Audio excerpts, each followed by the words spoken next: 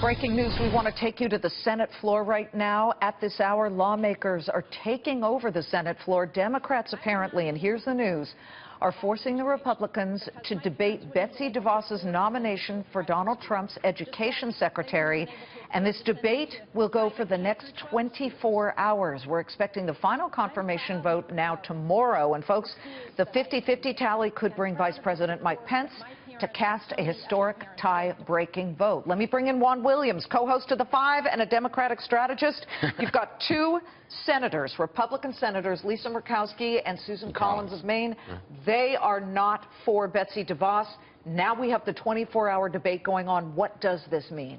Well, there's a concerted effort to try to get an additional Republican vote. That would sink the nomination. That would put it beyond the reach of Vice President Pence as a tiebreaker to put Betsy DeVos over the top. Is that going to happen? I don't know. Now, it's possible. You have people like Lamar Alexander, who's head of the Education Committee, a Republican from Tennessee, a lot of experience on education, and he has reasons to be concerned about DeVos, and he has expressed some of those concerns, but not to the point where he would become a no vote. You're also looking for other Republicans who might have some sense of pressure coming from their constituents. Well, I don't know. Jeanne Shaheen, she was just speaking from New Hampshire. I think that's possible. Jeanne Shaheen's a Democrat. Yeah, but but when you look at the Democratic side, you've got women, okay?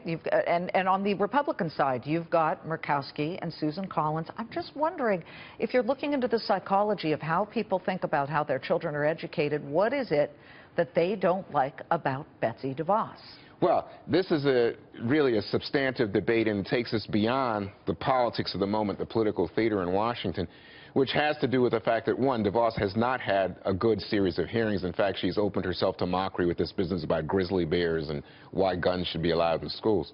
But on a bigger point, she's not done well on issues such as protecting the civil rights of disabled children in schools, not realizing that, in fact, it's her responsibility to make sure those children are served. What about how it delays the confirmation vote? Look, Jeff Sessions. He plays into this. It doesn't necessarily delay that vote, but the 24-hour period really consumes the Senate now. That's what because they need his vote. Right. And so what you're going to get here, I think, is an opportunity for people to debate what's the future of education. But really, it's an effort by Democrats to woo that additional one Republican vote that would sink DeVos and give them, on the political theater front, the opportunity to say to their base, which is quite enraged by President Trump, we did stop one. We did stop one. And we had the man who was up for Secretary of the Army withdraw. But we really have not seen Democrats, despite all their efforts, despite the failure of so many of the Trump nominees to fully file their reports and disclosure statements, we haven't seen Democrats defeat one. And so this would be an opportunity for them to claim that. Vinny Viola had a different situation. He just didn't want to extricate himself from all his businesses. And he owns a hockey team. Yay, Vinny. All right. The Florida Panthers, I believe. Yes. And they have done very well in the past. Who wants to let go of the Florida Panthers? Tax reform, Obamacare. As we wait and figure out whether these things can go through, you do have fiscal conservatives, Republicans, who say, wait a minute, if we're going to cut taxes and we are going to spend so much today, Donald Trump said before CENTCOM, we're going to give you all the tools you need. Wow. That costs money. I'm just interested to know from your perspective, being inside the Beltway for as long as you have been, who is Donald Trump fighting harder, his own Republicans or the Democrats who don't have that much power right now? It almost seems like Republicans. I think you know the answer. That's why you asked that intriguing question, Liz, because right now, if you look back, just look back on things like infrastructure spending, widely condemned during the Obama years by Republicans, the very Republicans on Capitol Hill, Speaker Ryan, Majority Leader in the Senate, Mitch McConnell.